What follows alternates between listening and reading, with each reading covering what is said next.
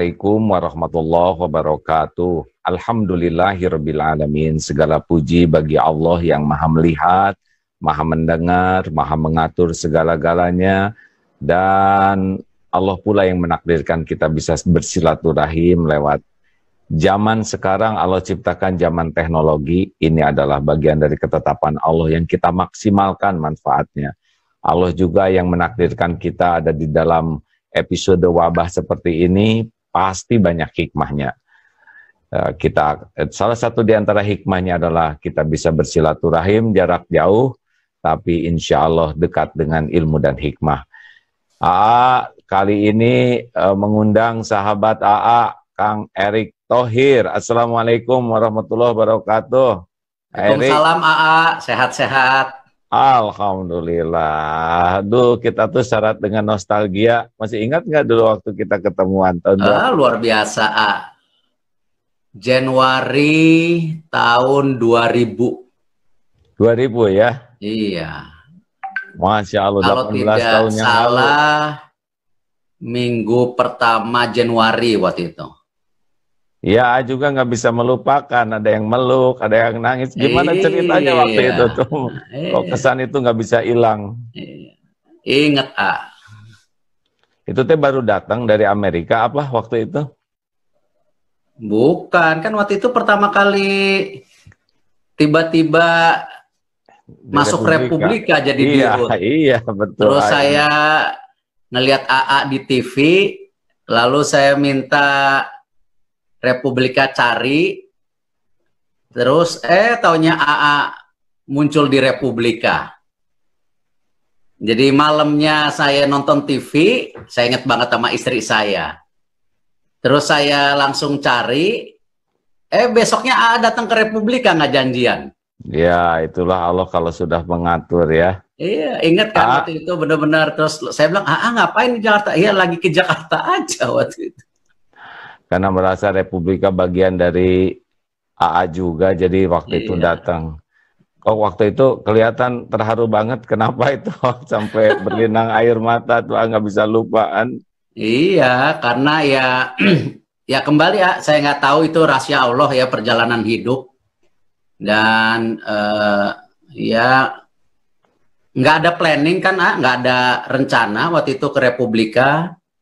Waktu itu diminta bantu Republika, waktu itu saya jadi komisaris, dirutnya orang lain, tetapi pada rapat pemegang saham tiba-tiba, mohon maaf nggak mau bicara siapa dan siapa, tapi yang ini setuju, yang ini nggak setuju, akhirnya saya yang diminta waktu itu. Dan terus terang kan kaget. Dan kondisi Republika pada saat itu juga kan tidak mudah. Iya, alhamdulillah. Iya, waktu itu. Ya itulah awal. Jadi pemirsa, itulah awal ketemu dengan Erick muda waktu itu, Maya masih muda banget ya, 18 tahun yang lalu. 20, A. 20 ya. Oh iya, Masya Allah 20. Berarti saya masih 30 tahun waktu itu. Masya Allah, nggak akan mengejar lah umur A. Baik, terima kasih. Ini keluarga sehat semua, anak-anak sehat semua. Alhamdulillah, A. Sehat-sehat. Alhamdulillah ya, Masya Allah. Nah, gimana rasanya tuh? Pernah cita-cita jadi menteri enggak? Perasaan mah enggak ya? Enggak, A tahu lah.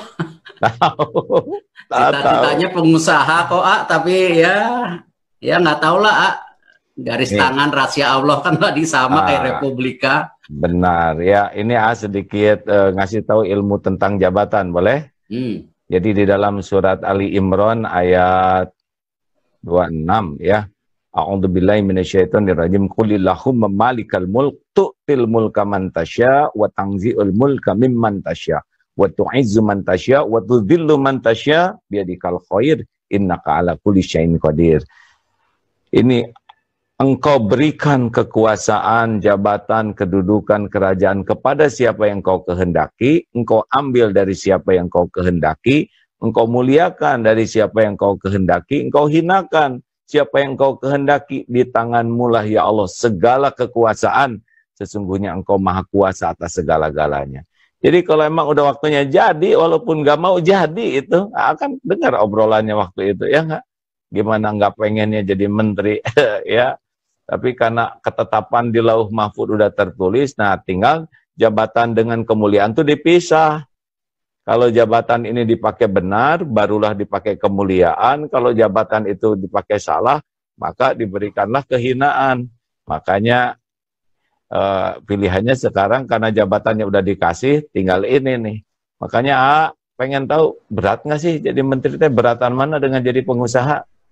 Ya, kan memang maunya jadi pengusaha, enak jadi pengusaha.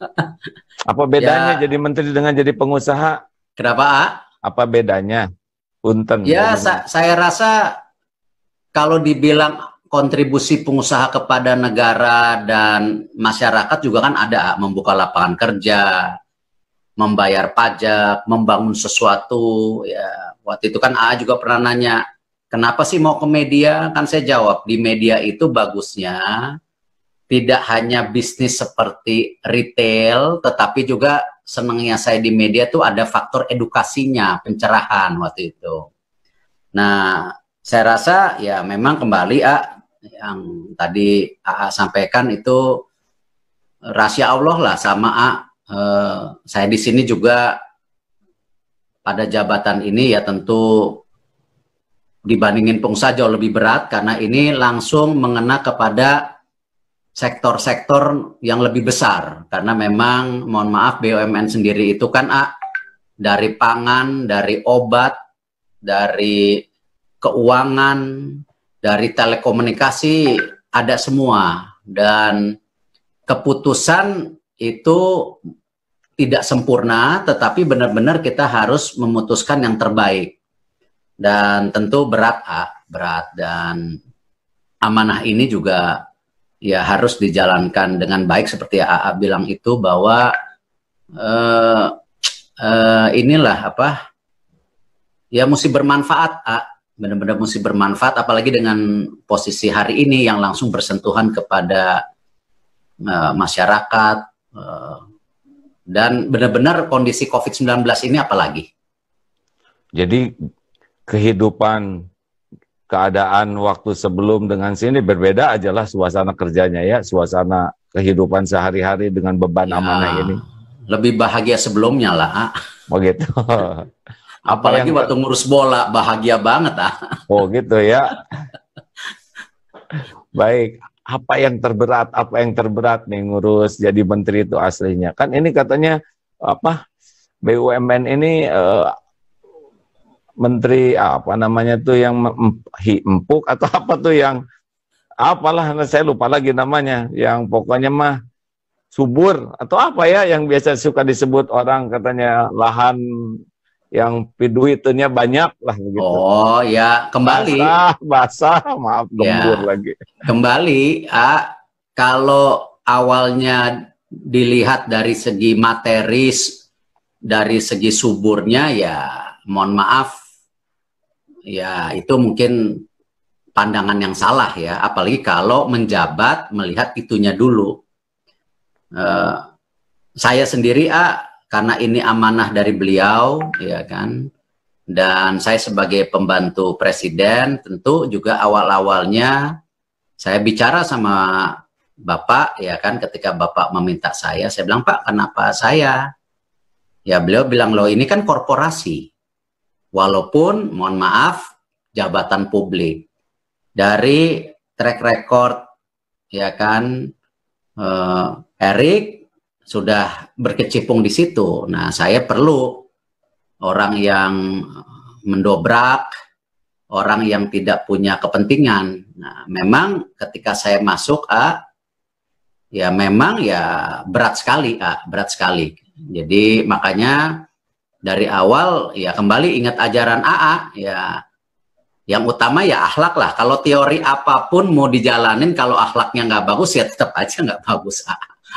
Alhamdulillah kalau gitu. Nah itu yang membuat regret itu kan waktu kita bicara di ILC bener lah. Kalau seorang menteri sudah memikirkan fondasi akhlak itu karena aturan mah bisa dikadalin walau bagaimana. Betul, ya. betul. Sudahlah, dan kita sudah lihat ya, walaupun belum punya iman yang teguh, belum mengenal Islam, kalau mereka sangat menjaga rambu-rambu akhlak, kejujuran, keikhlasan, kerendahan hati, kan banyak kebaikan yang bisa dilakukan. Jadi yakinlah ya bahwa memang krisis terbesar di negara ini sebetulnya krisis akhlak. Nah kalau akhlak baik mah, insya Allah dengan aset sehebat ini kelihatannya melesat gitu. Kira-kira ya, kalau analisanya gimana nih? Perlu apa nih di dalam memperbaiki? Ya tentu akhlak menjadi fondasi AA, tetapi baru kita bicara teori berusahanya. Nah, ya, tidak mungkin AA 142 perusahaan dengan anak cucunya 800. Ya, tidak mungkin, siapapun AA tidak mungkin lah bisa menjaga dengan baik kalau tidak membangun tim yang baik. Karena itu sejak awal kan saya coba menaruh orang yang ya tidak sempurna, tapi kita coba yang baik. Terutama di posisi komisaris utama dan direktur utama. Ya alhamdulillah mereka percaya AA dengan apa yang kita mau jalankan. Seperti Pak Agus Marto mau jadi komisaris BNI, beliau itu kan bekas gubernur BI AA, tapi masa mau turun gitu. Lalu Pak Chandra Hamzah, ya kan, AA tahulah siapa beliau, mau membantu. Ya, jadi ada track record kejujuran gitu ya, utamanya ya. Dan banyak lagi figur-figur seperti ini, alhamdulillah mau bantu gitu. Nah, tentu apa sih yang saya jelaskan ke mereka? Ya kembali, kita ini harus melakukan 3 langkah awal. 1, kembalikanlah BUMN ini, apa sih ujungnya kan untuk manfaat bangsa dan rakyat, bukan pribadi. Nah, karena itu sistemnya harus kita perbaiki. Nah, sistem apa? Tadi yang paling mudah aja. Bonus boleh. Ya kan, gaji boleh, itu hak, apalagi kalau udah kerja. Tapi cara mendapat bonus dan gajinya itu harus benar, bukan bukunya minus dijadiin untung. Bukan subsidi pemerintah dijadiin keuntungan. Berarti kan subsidi pemerintah itu mestinya ke rakyat. Kenapa mesti diuntungin? Memang ada yang main kadal-kadalan seperti itu ya? Ya kan beberapa kali banyak yang namanya buku-buku itu kata-kata kerennya window dressing gitu kan. Jadi bukunya itu tadi, yang kedua tadi apa? Ya, 3 hal. Ya, yang kedua kembali harus bisa kepada core bisnisnya, bisnis utamanya. Tidak boleh ya mohon maaf palu gada, semuanya mau. Padahal kan BUMN ini kelasnya luar biasa besar. Dibandingin swasta-swasta yang besar aja belum tentu. Ini BUMN ini besar sekali. Dan di banyak negara juga banyak BUMN-nya besar-besar sekali. Seperti di Singapura, Malaysia. Jadi persaingannya itu bukan hanya Indonesia. Ini persaingan global.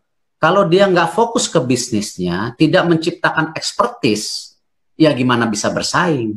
Nah karena itu harus fokus kepada bisnisnya, jangan mohon maaf, ya ini saya sebutkan apa adanya. Nah, mudah-mudahan juga nggak ada maksud apa-apa direksinya ya, tersinggung karena udah terbuka di media, jadi nggak apa-apa disebutkan. Ya, kan? Gimana Wika yang bisnis infrastruktur, masa ada bisnis motor? Buat apa? BUMN Pertamina yang harus fokus, ya mohon maaf, import minyak, ya mengelola minyak itu yang masih menjadi tantangan sampai hari ini. Lalu ada bisnis lain, hotel lah, rumah sakit lah, yang ini aja belum benar diurus, kenapa mesti nyari yang lain? Nah karena itu kita harus fokus dan kecilkan jumlahnya. Nah yang terakhir kembali, eranya ini sudah terjadi, era teknologi, research. Nah, ini kita harus bangun. Tetapi bangunnya tidak bisa seperti Menara Gading. Makanya policy ke depan yang namanya research itu udahlah BUMN kerja sama universitas-universitas. mereka itu yang sudah tiap hari melakukan itu, membantu juga penemu-penemu yang ada di Indonesia, penemu obat, penemu kemarin alat pernapasan. Ya, ini aja mereka yang didorong, bagaimana mereka jadi dikomersialisasikan, biar mereka di situ, kita menjadi fondasinya. Nah, hal-hal kan ini sih yang kita ya, pergeseran seperti ini kan tentu tidak semua orang senang nih ya, baik yang sudah ada di dalam maupun yang biasa dapat keuntungan dari sistem lama, pasti ada resistensi. Seperti biasa kereta kalau mau belok kan pasti bunyi. Apa ada bunyi seperti ini? Perlawanan baik nyata, tersembunyi. Pastilah, AA sendiri kan lihat bagaimana, mohon maaf ya, ini bukannya apa-apa, ya bisa dilihat lah di media, terutama di netizen, ya kan ada pergerakan-pergerakan itu yang melakukan, mohon maaf, ya pembusukan-pembusukan, bahkan pressure-pressure dari berbagai arah. Ya, tetapi ginilah, kembali yang namanya amanah itu kan harus dijalankan dengan baik. Toh, kita tidak punya yang tadi AA bilang, oh ini tempat basah. Saya kan AA tahu, ya udah lillahi ta'ala aja. Maksudnya sama yang AA selalu ajarkan kan, kalau kursinya mau diambil ya ambillah, kok kita bisa cari masih kursi ingat lain pelajaran gitu. itu ya. Jangan sampai kursinya dipegangin gitu. Teori tukang parkir lah, kan AA berapa kali. Ya, baik. Nah, boleh ngasih itu ya, sedikit sedikit ilustrasi. Ada orang baik, namanya orang soleh. Nah, ini orang-orang pada senang siapapun, baik orang baik maupun orang tidak baik, lihat orang baik aja udah seneng. Namanya soleh. Tapi ada juga namanya muslih. Muslih ini adalah orang baik yang berusaha mengajak orang lain jadi baik. Kira-kira yang bakal ada musuhnya yang mana nih? Yang soleh atau yang muslih? Jadi kalau Erick Thohir aja gitu ya, ngerjain sendiri ya nggak ada masalah. Tapi kalau sudah mau ngajak orang lain jadi baik, merubah jadi baik, itu hukum Allahnya, sunatullahnya udah pasti ada lawannya. Dan semua lawan ini tidak bahaya. Karena semua perbuatan itu kembali ke pembuatnya. Yang bahaya itu kita berhenti berbuat baik atau kita jadi ikut mereka. Hidup cuman sebentar, kita pasti mati lah ya. Ini kesempatan untuk berbuat. Dan tidak ada yang akan menimpa kita kecuali dengan izin Allah. Qul la yusibana illa ma kataballahu lana. Katakan sekali-kali tidak akan menimpa kepada kami kecuali apa yang ditetapkan Allah untuk kami. Jadi tegar ya, jangan risau, jangan takut. Tubuh kita milik Allah semuanya, tidak bisa celaka, tidak bisa hina. Rezeki ke kita tidak akan berkurang diambil orang, kemuliaan kita tidak bisa dihina dengan netizen menghina sehebat apapun, gak ada apa-apanya. Semua keburukan akan kembali ke pembuatnya. Jadi itulah, tenanglah, ada Allah yang Maha tahu. Kalau kita niat lurus, cara benar, dan dihina, dicaci itu hanya menggugurkan dosa dan ngangkat derajat. Pokoknya ngadu ke Allah lah, berlindung ke Allah. Setuju, dan mohon maaf, bukan berarti kita itu tidak suka dikritik, kita itu harus dikritik supaya lebih baik. Tetapi kadang-kadang di era ini kan sebenarnya ada pergerakan di belakang itu, ada yang menskenariokan. Nah ini yang memang yang kita harus hadapi. Tapi ya lillahi ta'ala lah, maksudnya kita cobalah. Yang tadi kan ya jabatan itu kan bukan sesuatu yang terus-menerus. Yang membuat orang tertekan itu adalah kalau dia megang kejabatan itu, seakan-akan jabatan itulah yang akan membuat dia hebat, mulia. Kalau ini sekedar seperti tadi tukang parkir titipan, ya ambil aja. Nah itu akan ringan sekali. Makanya orang kalau sudah diperbudak harta, gelar, pangkat, jabatan pasti tertekan. Tapi kalau kita hamba Allah dan semua itu jabatan itu pelayan kita di dalam mengabdi ke Allah dan manfaat untuk manusia, pasti ringan. Insya Allah lah, Erick Mada sudah paham ini ya. Boleh ngasih saran nggak tentang rekrutmen itu para pimpinan-pimpinan? Boleh, boleh. Nah, kan karakter, nggak apa-apa nih, ngasih saran seorang menteri. Halo? Boleh, Sok, atau ada mau cerita yang lain lagi nggak? Sebelum saya nanti saran. Enggak, nunggu dari Ya, relax aja. aja ya. Kenapa? Ada kendala kah? Enggak? Kenapa, Jelas kalau dia sih. Iya, AA aja. Ya, janganlah. Justru pengen tahu pengalaman. Nah, sekarang yang menyenangkannya apa? Selama jadi menteri ini kan nggak mungkin menderita seumur-umur. Yang senang. Ya, yang senang mungkin inilah, misalnya, mohon maaf, bisa ya kayak kemarin lah ketika ditantang, masa sih kita sebagai negara besar nggak bisa mandiri gitu, tidak bisa mengurangi ketergantungan dari negara lain, apalagi dengan COVID-19 ini kan terbukti ya kita harus bisa mulai berdikari, apakah di industri kesehatan, alat kesehatan, obat, dan lain-lain. Ya senang aja kalau dapat tantangan, terus mencari jalan, ternyata ketemu, bisa gitu. Kita ngelihat di mana anak-anak muda di ITB, ITS, UI bisa nyiptain ventilator, walaupun bukan kelas yang untuk ICU, tapi kan itu tahap awal. Senang melihat mereka gitu, senang coba kita sinergikan supaya ini menjadi sesuatu yang nyata. Di lain pihak, ya misalnya ada beberapa BUMN, ayo dong bisa coba nemukan vaksin, walaupun belum ketemu sampai hari ini, tapi semangat mereka ingin memberikan sesuatu, ya ini yang juga menjadi hal-hal yang buat saya mungkin melihat ada sebuah gerakan yang positif, yang tentu bisa bermanfaat gitu, walaupun belum tentu ada hasilnya, ya, tapi paling nggak ini justru lah, yang membuat saya senang, mungkin karena memang background saya juga dari media dan olahraga yang senang berkompetisi secara baik gitu. Jadi senang lah kalau ngeliat ada orang yang tantangan positif ya. Nah itu ada ini positif gitu, senang ngelihatnya gitu. Nah ini kita tidak niat bicara buruk, tapi bicara fakta ya. Jadi kalau katanya kalau orang emosional ngobrol itu kecenderungannya subjektif dan tidak terkontrol. Nah, karena kita obrolannya ingin obrolan yang bisa dipertanggungjawabkan. Ini kan BUMN tuh 142 dengan 800, ini kan besar sekali ya. Dan sebetulnya masyarakat juga sudah tahu bahwa banyak masalah gitu.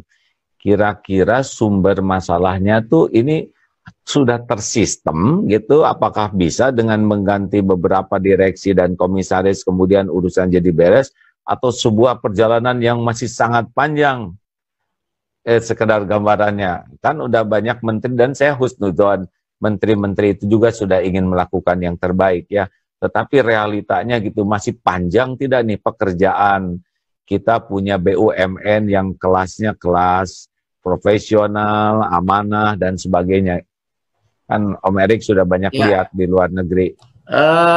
Mungkin harus dari kementeriannya dulu, Ya, kalau awalnya di kementerian itu kembali, mohon maaf, sibuk jual beli jabatan, apalagi itu yang menentukan, ya itu yang harus dibersihkan dahulu. Nah, itulah kenapa saya 3 bulan pertama justru fokus di kementeriannya sebenarnya, baru ke perusahaannya. Apa yang dicoba dilakukan kan kemarin perubahan struktur Kementerian BUMN-nya dulu, di mana yang megang portfolio itu biar menteri dan wamen, tetapi deputi-deputinya justru fokus yang lebih mendalam di keuangan, di hukum, di human resource capital. Itu yang kita coba lakukan. Itu nomor 1. Yang kedua yang kita sedang lakukan sekarang, alhamdulillah kemarin sudah ditandatangani oleh Presiden. Nah, saya dengan Ibu Sri Mulyani boleh mengambil keputusan menutup, menggabungkan. Nah, emang ini agak lama karena ada COVID, kemarin agak tertunda. Tapi sekarang powernya sudah dapat. Karena dengan itu akan lebih cepat kita melakukan. Nah, ini kita akan coba konsolidasikan. Karena itu kita awali dari Kementerian BUMN kemarin sudah dilakukan. Yang tadinya kita ada 27 klaster, nanti hanya 12 klaster. Jadi kita gabungkan sesuai dengan supply chains-nya. Misalnya tadinya farmasi sendiri, rumah sakit sendiri. Nah, ini kita gabungkan karena rumah sakit dan obat itu satu supply chains. Nah, lalu logistik udara, kita satukan. Yang sama-sama udara, kita satukan. Yang sama-sama lebih ke sumber daya alam, minyak, energi, pertambangan, kita satukan. Nah, supaya bisa supply chains-nya. Nah, itu kemarin alhamdulillah. Nah, tetapi jangka tahun depan insya Allah, bahwa kita sedang usahakan BUMN tidak mendapatkan APBN lagi. Tetapi lebih kepada kalau dividen kepada negaranya lebih besar, nah insya Allah gajinya lebih besar. Itu yang jadi. Kalau dividennya nggak ada, ya nggak gajian Kementerian BUMN. Nah, ini yang kita lagi dorong. Dan alhamdulillah sih awalnya ada rasa kerisauan di kementerian. Tapi setelah saya jelaskan, saya bilang ke mereka, kenapa mesti takut kalau memang nanti kita bisa buktikan hasil buat negara ini lebih besar, ya kan itu haknya kita juga. Nah, perubahan filosofi ini yang kita lakukan di kementerian, dan kita berharap justru dalam kita mengawasi perusahaan-perusahaan BUMN, selain tadi banyaknya tokoh-tokoh yang punya track record yang baik, kita bisa punya visi yang sama secara menyeluruh. Nah, baik. Di perusahaan-perusahaan BUMN sendiri, ya bersamaan ya kita melakukan hal-hal yang tadi, ya kalau memang orang ini bukan figur yang baik, atau memang kurang, ya atau memang bisa ditempatkan ke tempat yang lebih cocok. Nah, ini kita coba lakukan tadilah asesmen lah ya. Tapi apa saja nih kriteria jadi itu di root BUMN gitu, siapa tahu. Mereka harus punya pengalaman di bidangnya.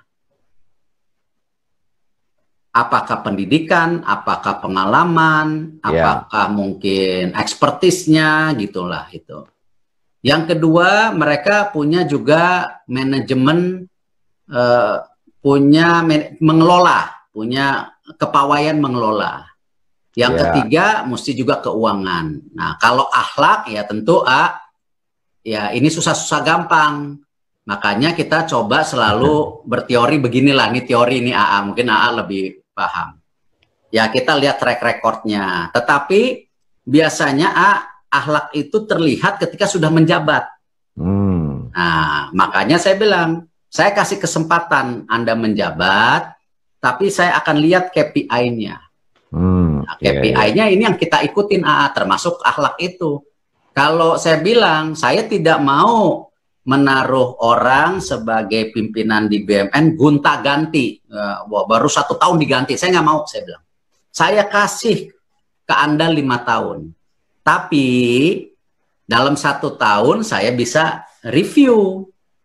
Ya, kalau ternyata Anda nggak menjalankan dengan baik, ya saya copot.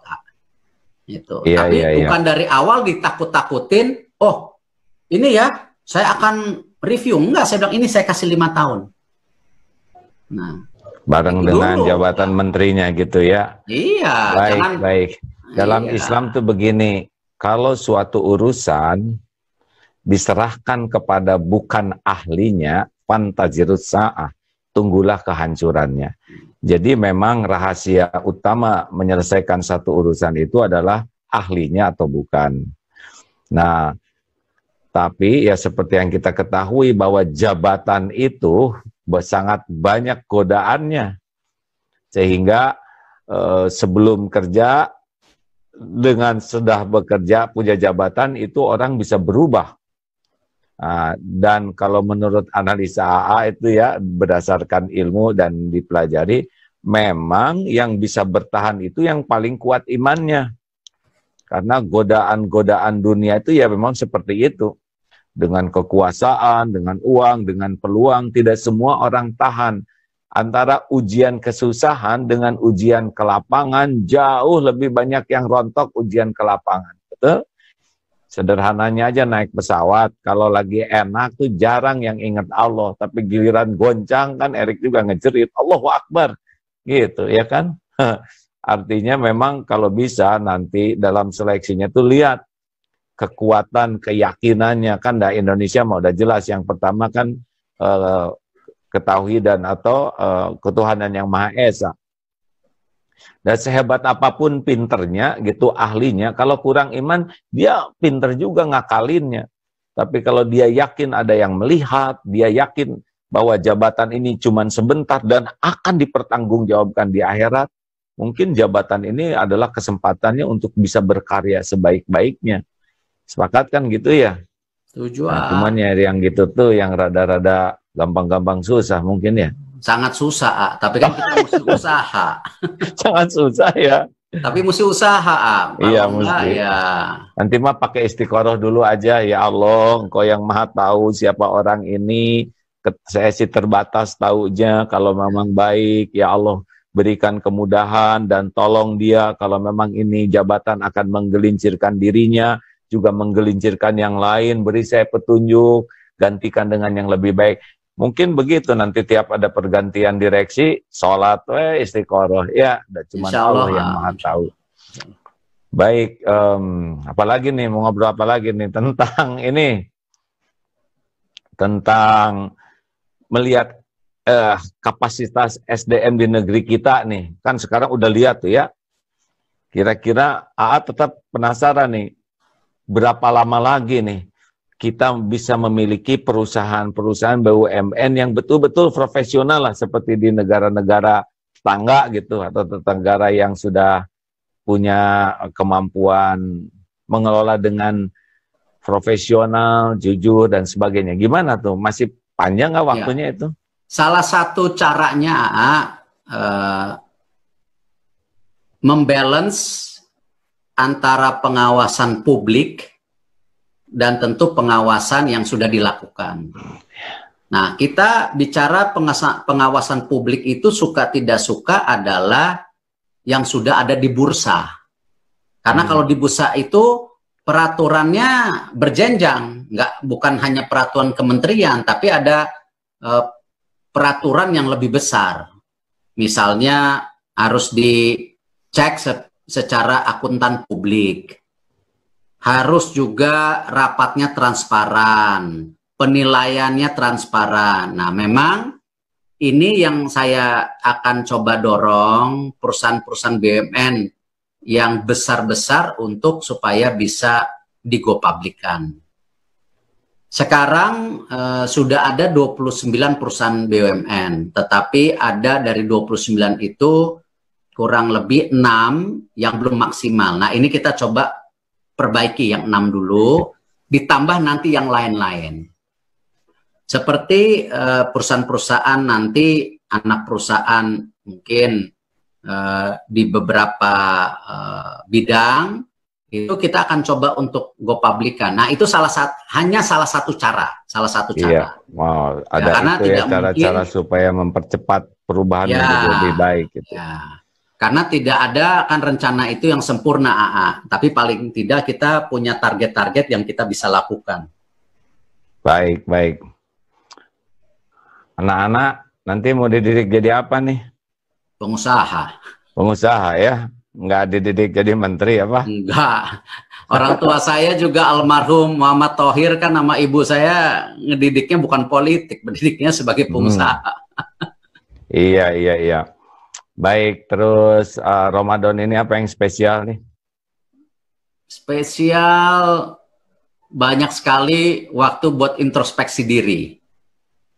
banyak sekali waktu bersama keluarga. AA kan tahu waktu saya, mohon maaf, lebih banyak di luar negeri. Waktu itu kan saya bilang sama kakak saya, Boy Thohir, ya udah, Boy Thohir yang di Jakarta, yang di luar negeri, makanya ngurusin bola, ngurusin basket itu dari tahun 2011. Ya tentu waktu berjalan juga dari 2011 sampai 2018 waktu itu banyak sekali di luar ya. Di luar gitu.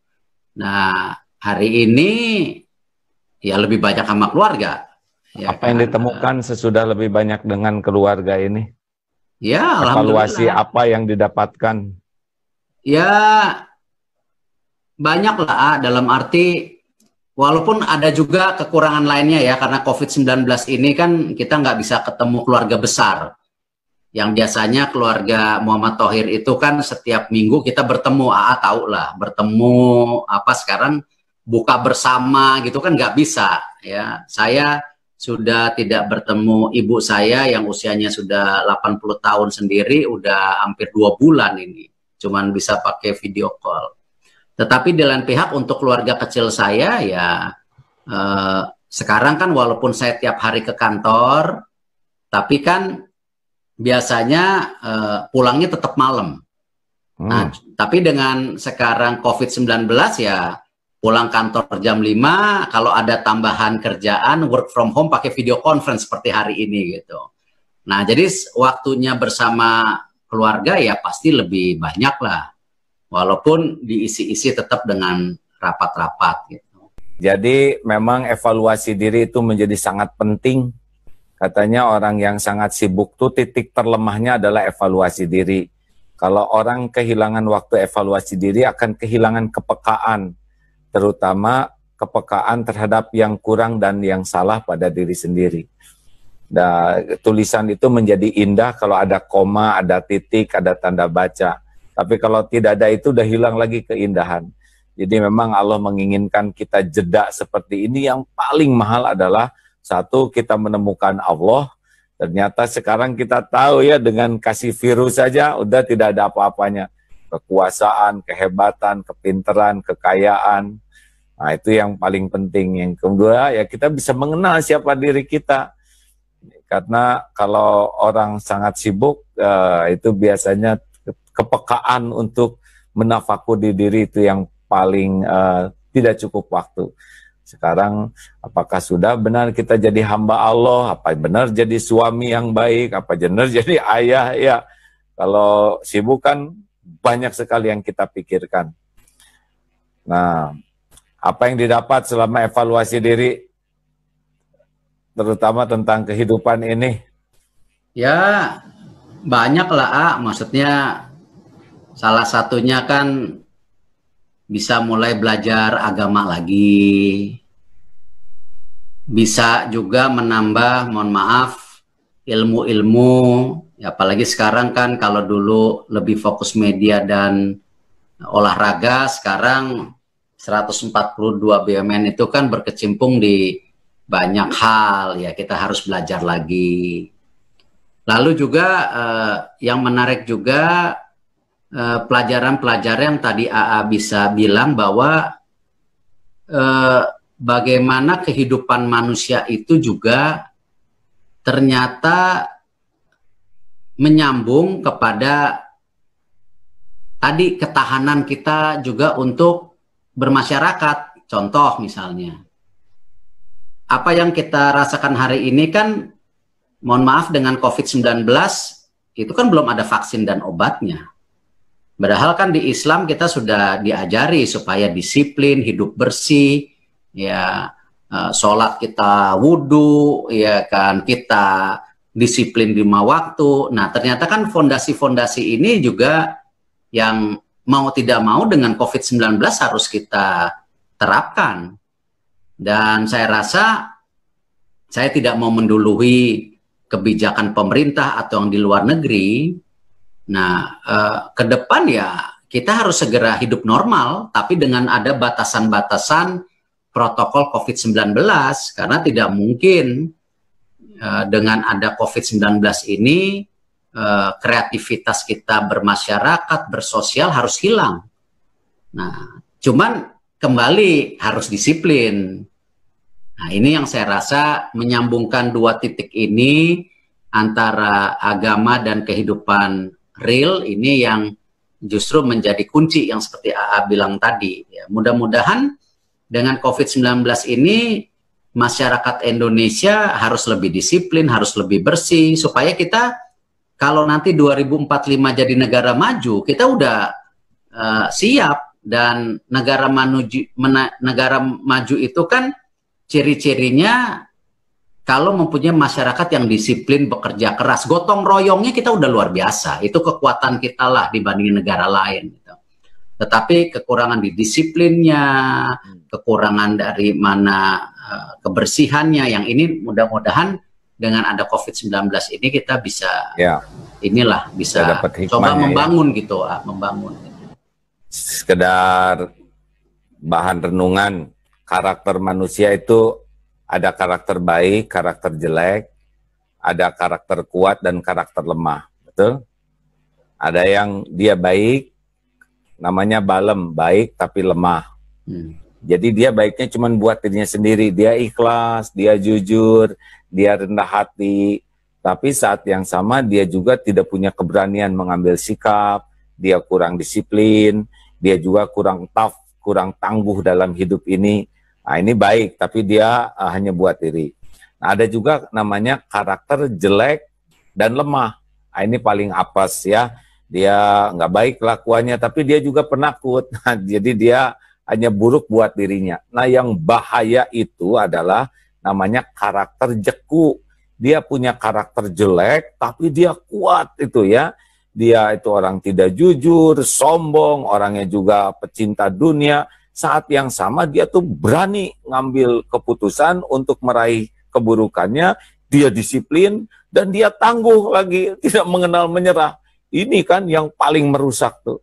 Nah, AA sih berharap nanti Pak Erik bisa menemukan para pimpinan itu adalah yang berkarakter baku, baik, dan kuat.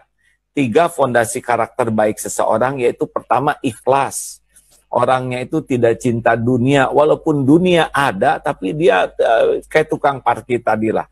Dia tuh benar-benar orang ikhlas tuh melakukan apapun tujuannya satu, supaya Allah ridho. Jadi dia enteng sekali dalam hidupnya tuh, tidak pusing dengan pujian, penghargaan, karena memang tujuan dari semua yang dilakukannya itu adalah sebagai pengabdian kepada Allah. Itu orang ikhlas, mau dipuji, dicaci, nggak ada masalah, karena dia ingin melakukan yang terbaik. Yang kedua, jujur terpercaya. Karena Nabi Muhammad itu sebelum jadi Nabi, gelar beliau itu Al-Amin. Jujur terpercaya, bicara pasti benar, janji pasti ditepati, amanah tidak pernah dikhianati. Nah, karir kenabian itu diawali dengan kejujuran. Karena sabda Nabi juga kan, barang siapa yang jujur, jujur itu yahdi ilal bir, mengantarkan kepada kebaikan, dan kebaikan mengantarkan kepada sorga. Jadi sulit sekali orang bisa berbuat baik yang asli kalau dia tidak jujur. Karena kalau orang tidak jujur, energinya, waktunya akan sibuk digunakan untuk menutupi ketidakjujurannya. Akibatnya dia nggak akan bisa kerja dengan bagus di kantor juga. Karena setiap ketidakjujuran itu kan mengambil energi dia, pikiran, waktu untuk ditutupi. Nah, jadi dalam sehari 24 jam tuh paling buat kerja benernya dikit. Selebihnya ya buat ngadalin saja. Makanya fondasi penting jujur. Dan yang ketiga adalah tawadu, rendah hati. Karena kalau orang udah arogan, udah sombong, dia tuh nggak bisa dinasehatin.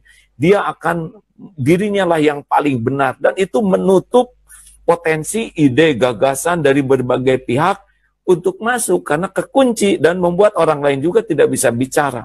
Jadi carilah orang yang kelihatannya ikhlas, jujur, rendah hati.